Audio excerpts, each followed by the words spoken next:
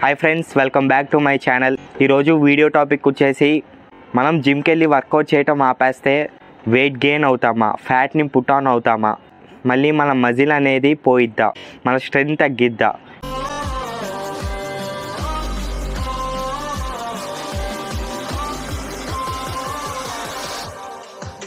I'm coming for the throne.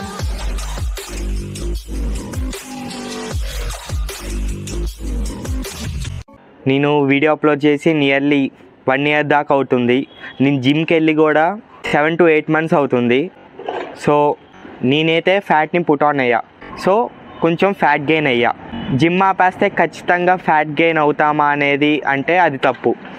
Gym ఆపేసినా కూడా మనం overall calorie ఇంటేక్ని చూసుకొని మంచిగా తింటే మెయింటెనెన్స్ క్యాలరీస్లో మళ్ళీ మంచి protein rich foods, healthy foods, eggs, chicken, paneer, dals, milk, ఇలా మంచి హెల్దీ ఫుడ్స్ తీసుకుంటే ఖచ్చితంగా మనం వెయిట్ అనేది గెయిన్ అవ్వం మన మెయింటెనెన్స్ క్యాలరీస్లో తింటే.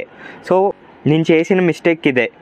అండ్ వన్స్ నేను వర్కౌట్ చేయటం ఆపేసినాక నేను ప్రోటీన్ ఎంత తింటున్నా అనేది చూసుకోవాలా. అండ్ అగైన్ ఓవరాల్గా ఎన్ని క్యాలరీస్ తీసుకుంటున్నాను కూడా చూసుకోవాలా. సో డెఫినెట్గా క్యాలరీ సప్రెస్లో ఉండి అవసరమైన దానికన్నా ఎక్కువ ఫుడ్ తిని వెయిట్ గెయిన్ అనేది అయ్యా. సో బాడీ ఫ్యాట్ అనేది పుట్ ఆన్ అయ్యా.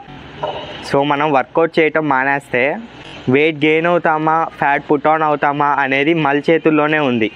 మనం ఫ్యాట్ పుట్ ఆన్ అవ్వకూడదు అనుకుంటే వర్కౌట్కి వెళ్ళపోయినా మనం ఎన్ని క్యాలరీస్ తింటున్నాం ఏంటి అని చూసుకొని తింటే, క్లీన్గా హెల్దీగా తింటే, కొంచెం లైట్గా యాక్టివ్గా ఉంటే డైలీ 20-30 minutes వాకింగ్ అలాగా, లేదా మెయింటెనెన్స్ క్యాలరీస్లో తింటే వెయిట్ అనేది ఫ్యాట్ అనేది పుట్ ఆన్ అవ్వం.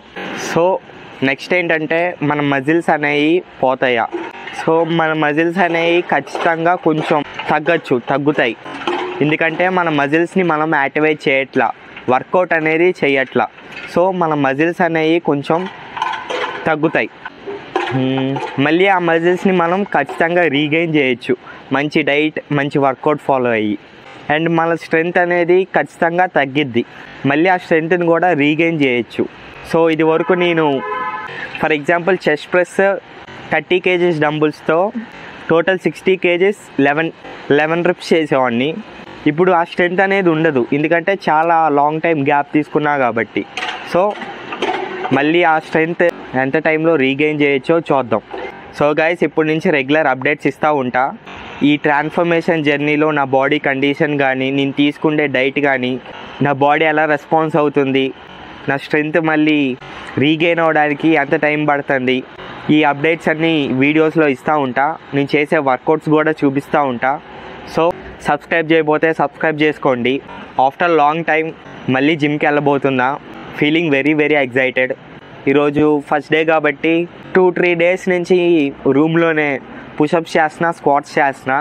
సో ఈరోజు చెస్ట్ అండ్ షోల్డర్ వర్కౌట్ చేద్దాం. ఇంకేమైనా బ్యాక్ కానీ ట్రైసెప్ కానీ చేస్తే ఒక్కొక్క సెట్ చేద్దాం లైట్గా. మళ్ళీ జిమ్లో కలుద్దాం. Took a swing at a wrecking ball and I prayed for my downfall, and I found a way to reconcile, 'cause in my heart it's not worthwhile. It's a bloody battlefield where some go down, others heal. In the end it's all the same. All you can do is play the game.